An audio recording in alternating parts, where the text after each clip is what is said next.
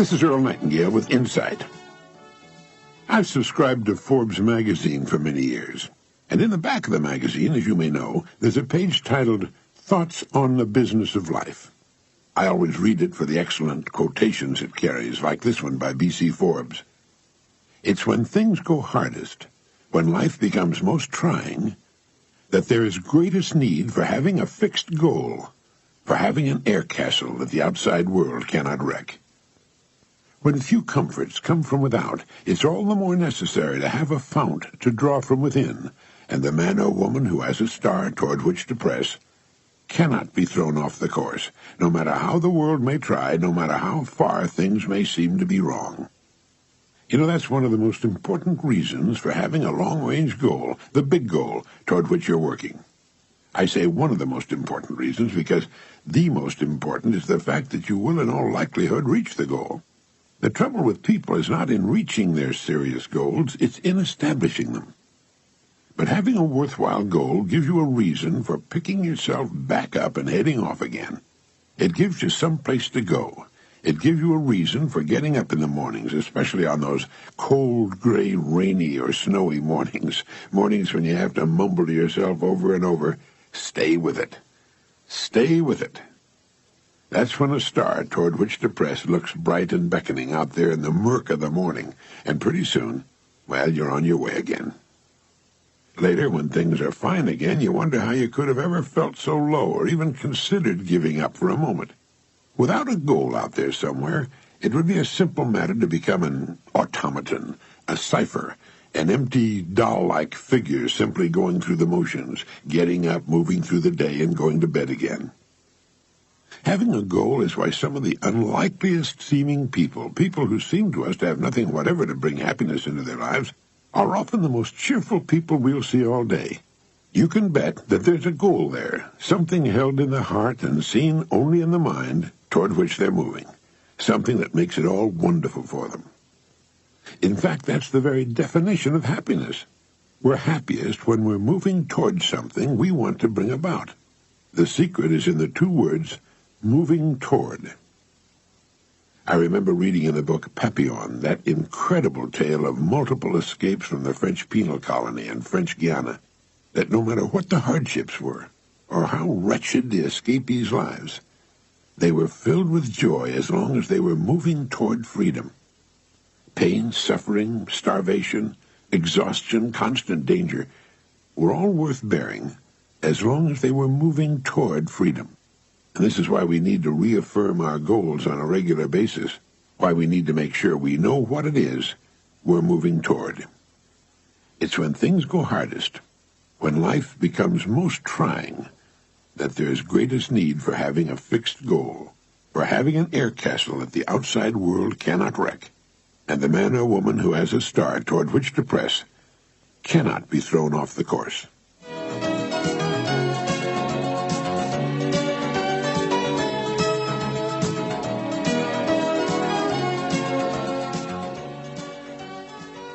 It's believed that the most common failing of human beings is a lack of self-confidence. We tend to remember our failures and forget our successes. To become healthier and get rid of self-doubt, we have to turn this around. Dr. Maxwell Maltz, in his book Psycho-Cybernetics, wrote that confidence is built upon an experience of success. When we first begin any undertaking, we're likely to have very little confidence, because we haven't learned from experience that we can succeed. This is true of learning to ride a bicycle, speak in public, or perform surgery. It's literally true that success breeds success. Even a small success can be used as a stepping stone to a greater one. We need to form the habit of remembering past successes and forgetting the failures. This is the way both an electronic computer and the human brain are supposed to operate. Practice improves skill and success. In basketball, golf, horseshoe pitching, or selling, not because repetition has any value in itself. If it did, we would learn our errors instead of our hits. A person learning to pitch horseshoes, for example, will miss the stake many more times than he'll hit it. If mere repetition were the answer to improved skill, his practice should make him more expert at missing, since that's what he's practiced most. However, although his misses may outnumber hits 10 to 1, Through practice, his misses gradually diminish, and his hits come more and more frequently.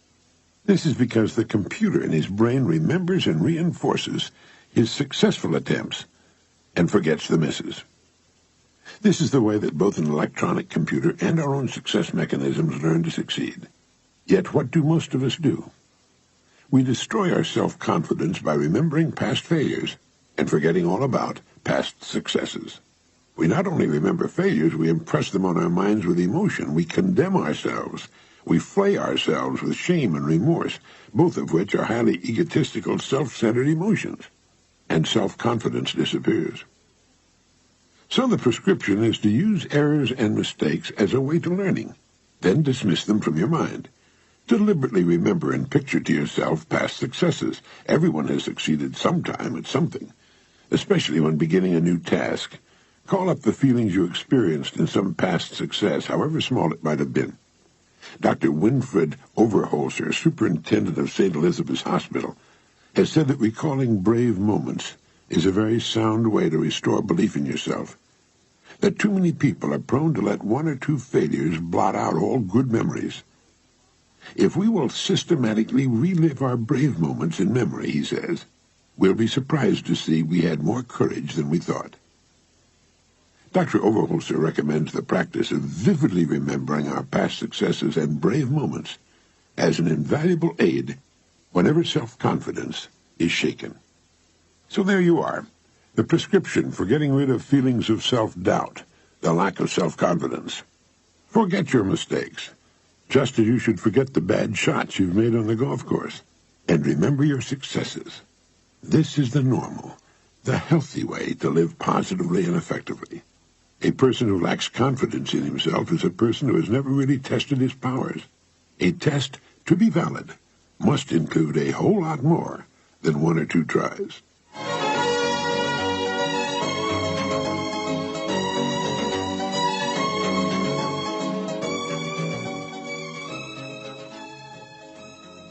Dr. Kenneth Hildebrand, for many years a Midwestern minister and author of the book Achieving Real Happiness, told of a woman who was married to a cruel, shiftless alcoholic. When drunk, he would beat her and the children. Debts accumulated. Often there was no food in the house. When the eldest child was 7, the husband deserted his wife. She had no money, no credit, no business training.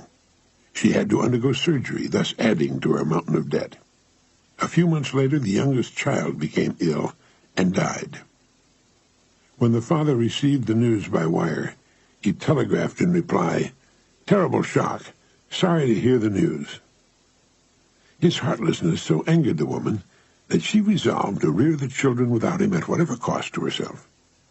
The following 9 years she toiled at any work available. She never lost her determination or her sense of humor, and she prided herself in not saying or doing anything to turn the children against their father. She managed to keep the home together and to make it a cheery one. At the end of 9 years, she married a man who loved her and the children devotedly. To encourage other women undergoing difficult experiences, she said, "Any woman can wring happiness out of life if she's worthy of happiness." Her words are worth remembering. Her happiness and well-being did not depend upon circumstances. She was superior to them. She rose above them. No woman would enjoy going through what this woman had to endure, and every life has its problems. But if we permit our circumstances to dictate how we feel and act, we're relinquishing control of our own lives. And it's our attitude toward others and the world that determines what happens to us. If the woman I mentioned had not developed her cheerful, friendly, successful attitude toward her life, the chances are excellent that she never would have found the right man and married again. A popular fallacy held by almost all young people and a large segment of the older adults is that happiness hinges on pleasant circumstances and congenial surroundings. These people think that if their circumstances were better, they'd be happy. This isn't true. If a person cannot find happiness in his daily life now, unless he wakes up, he will never be happy, regardless of his circumstances. The fact is, whether or not we admit it to ourselves, that genuine happiness is hidden in the quiet simplicities and fundamental virtues of life. These cannot be purchased, even though you could afford to pay a king's ransom, and they at the same time exist for anyone. Every day of our lives is either successful or unsuccessful. If we permit the success of our days to depend upon things such as the weather, the talk and the actions of other people, and if we concentrate not on what we have, but rather on those things we do not have, well, we become little more than small mirrors of our surroundings. What we should remember is that each of us, in reality, shapes his world in his own likeness. If ours is not a happy world, it's because that's the way we see it. Henry David Thoreau wrote, "I'm convinced from experience that to maintain oneself on this earth is not a hardship, but a pastime, if we will live simply and wisely. Most of the luxuries and many of the so-called comforts of life are not only dispensable, but positive hindrances to the elevation of mankind."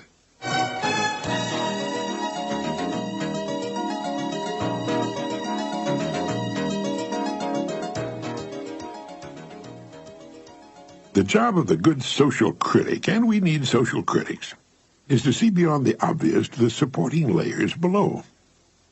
My old friend, newspaper columnist Sidney J. Harris, did that as well as anyone.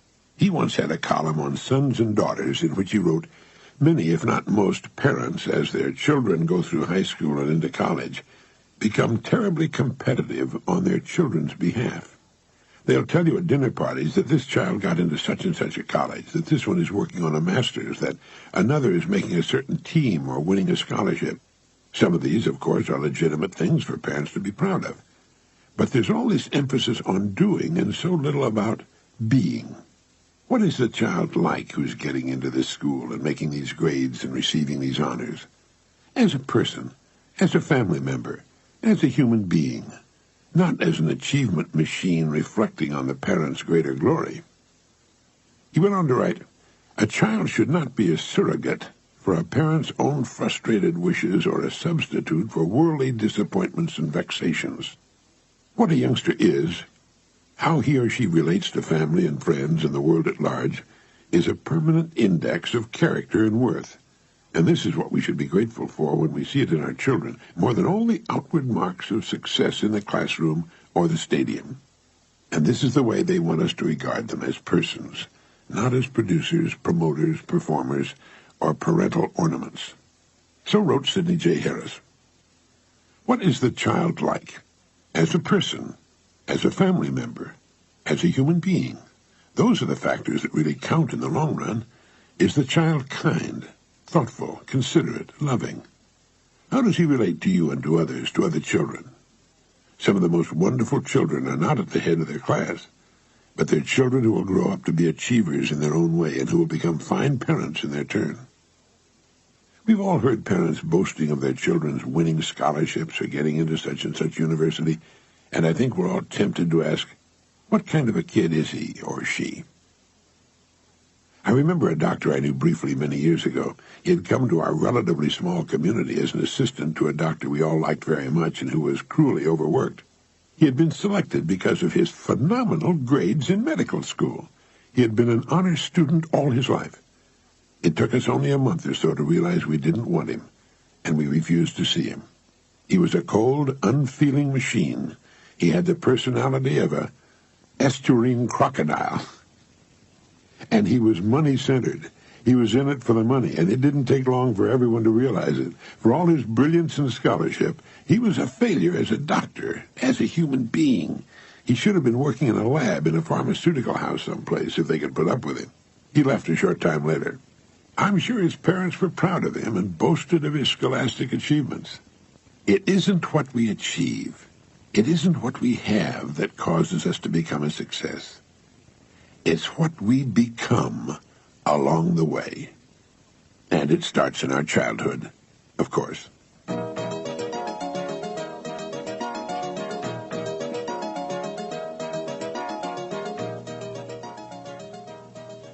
In their book, Type A Behavior in Your Heart, Drs. Meyer Friedman and Ray H. Rosenman talk about two kinds of personalities, the Type A and the Type B.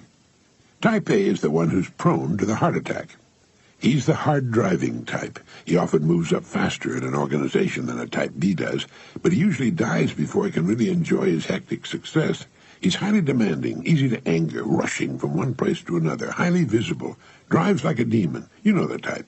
Incidentally, when I say he, I don't mean to indicate that these types are restricted to men. They're not at all. As many women are affected as men. Type B, on the other hand, is a more passive type. He rolls with the punches, has a better sense of humor, mixes better with people, likes people better. He's a hard worker and conscientious, but he's not in a hurry all the time. He intends to enjoy the trip as much as the destination, and while he may move up more slowly in an organization, he'll probably last longer and live to enjoy his well-earned retirement years. What if someone is an A? How can he become a B? He can still reach his goals, enjoy the trip a whole lot more, and live to be old and in excellent health. Well, here are 7 things someone can do to become a B person.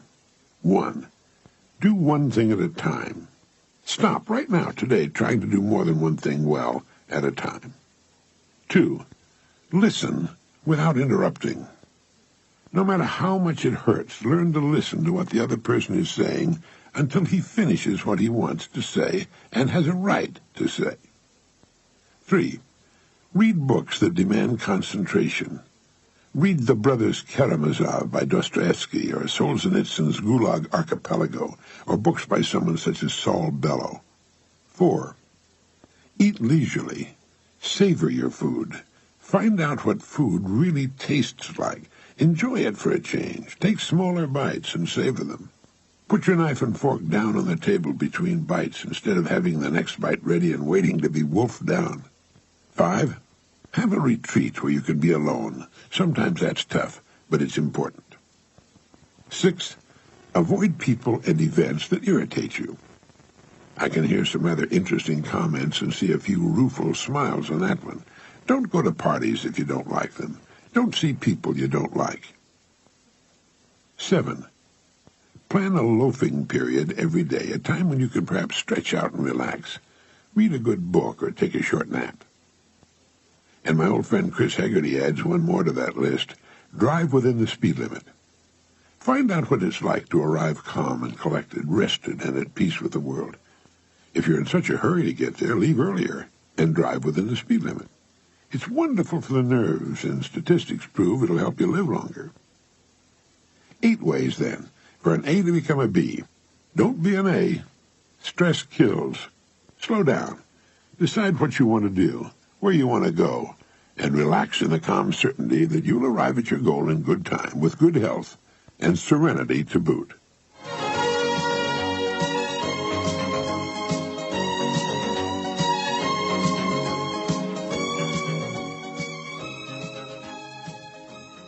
I received a letter from one A. Robertson, informing me that I had been appointed to an honorary position of some prominence in the community.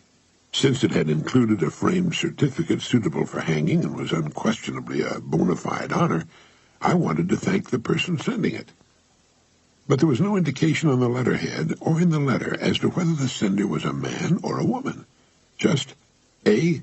Robertson, Executive Director. Now, a director can be male or female, no hint there. How would you address the person in a letter? I suppose you could call to find out, but when you write a letter to someone, I don't think that you should first have to institute an investigation to determine the person's sex. There's no time for that sort of thing. When a letter's turn to be answered comes up, you should be able to answer it on the instanter. Don't you agree? Now, he or she wrote to me as Mr. Earl Nightingale. But Earl is a dead giveaway. Nobody in his right mind is going to name a girl Earl. But what do you do with an initial? No matter what it is, the letter writer's sex is still in question. And you just can't start a letter, especially one in which you're thanking someone. Dear Robertson. Well, do you know what I did? I addressed the letter, Dear Person Robertson. Now, I know it's a person, and after all, person is about the highest designation possible on this earth. We're all persons first, and then whatever else we happen to be second, third, and so on. And person makes no sexual designation. It doesn't withhold sex, nor imply its withholding. It's a good, rich, sound, full word. Person. And as I wrote the thank you note for the honor bestowed upon me, I was aware that I was writing the letter in a slightly different way than I would have if I'd known for sure the sex of the person. I was writing the letter in a third way, not as I would if writing to a woman, not as I would if writing to a man, but different from both, and for some inexplicable reason, better than either. Addressing myself to a person, it seemed as though I were writing to someone of slightly higher rank. Interesting, isn't it? And I fell to thinking that that's what our kids are trying to tell us as they work their way through the difficult years. Look, I'm more than just another boy or girl. I'm a person. And our husbands and wives are trying to tell us the same thing. We tend to forget how wonderful and complex, how fraught with potential, a boy or a girl or a man or a woman truly is, if indeed we ever knew or thought much about it. Research is constantly uncovering what amazing, virtually limitless creatures we are. When writing a letter to a person, you're writing to the greatest creature the earth has produced. I was aware of that as I wrote the letter. Now, that isn't to say that we always act up to our true stature, nor that most of us are even aware of our true worth, but it's there all the same. So I'm going to send a copy of this issue of Insight to the person who wrote me that nice, complimentary letter. He or she may get a charge out of it. I meant no offense. After all, he or she is a person.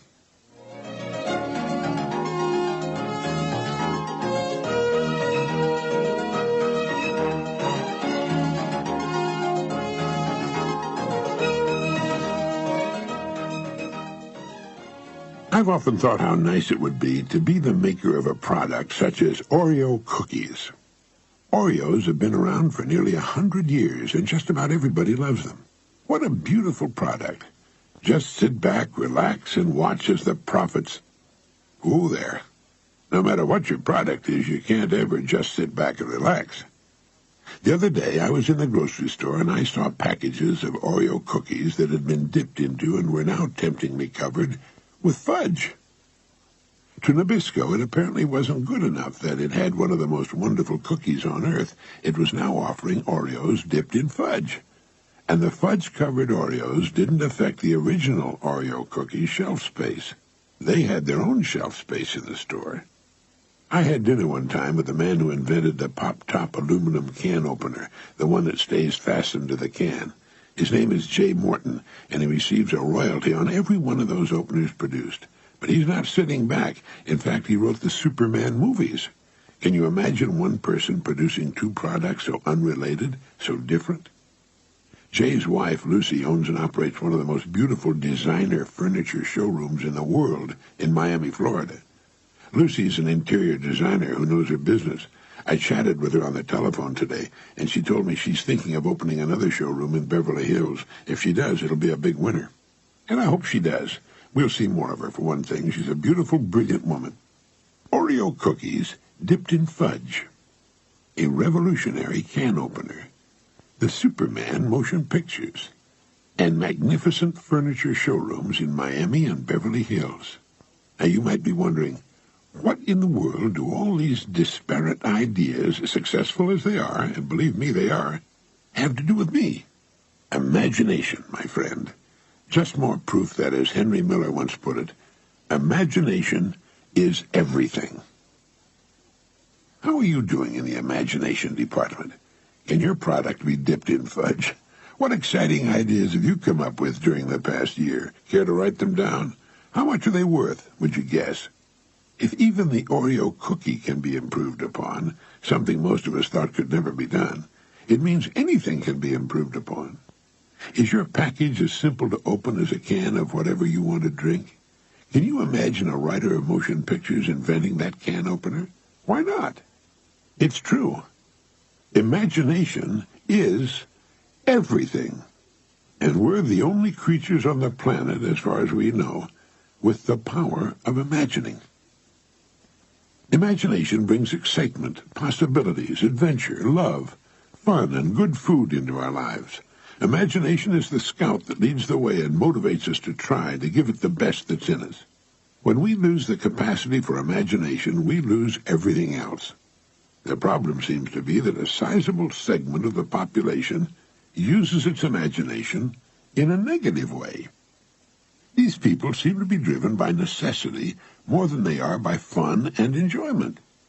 Perhaps it's the result of generations of eking out a subsistence. And if our imagination, our thinking is limited, barren, or bleak, that's the way it's going to be. After all, we're the ones who send out that scout. It's our imagination that's setting the stage for us. If we're held in some kind of limited prison, it's our imagination that's done it.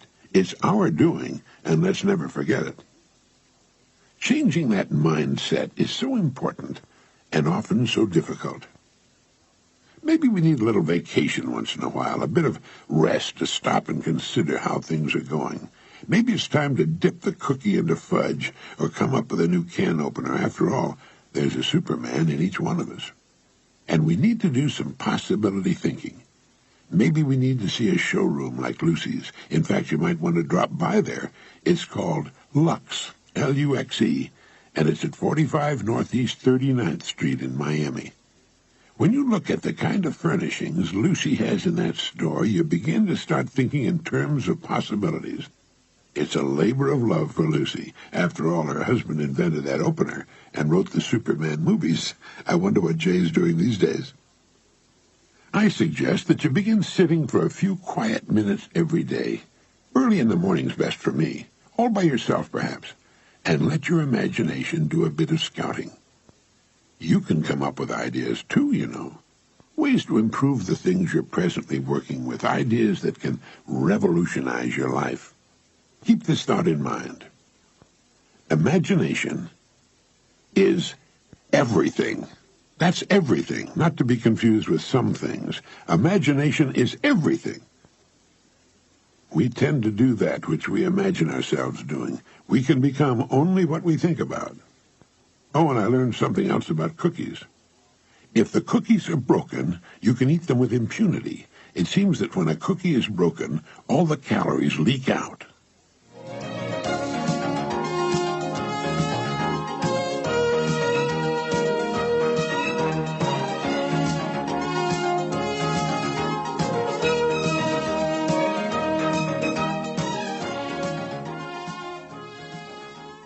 Some time back, I was playing golf with a couple of friends from what we like to call the old days in radio.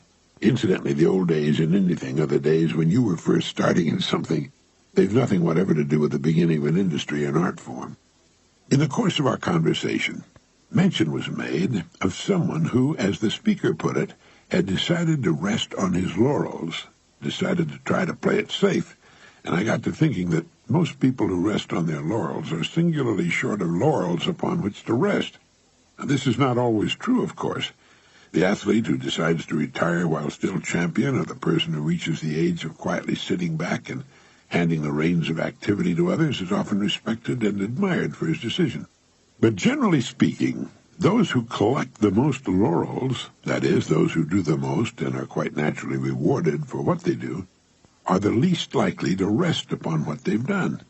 And conversely, it often seems that those who have done and are doing the least, those who have the fewest laurels, do the most sitting on them.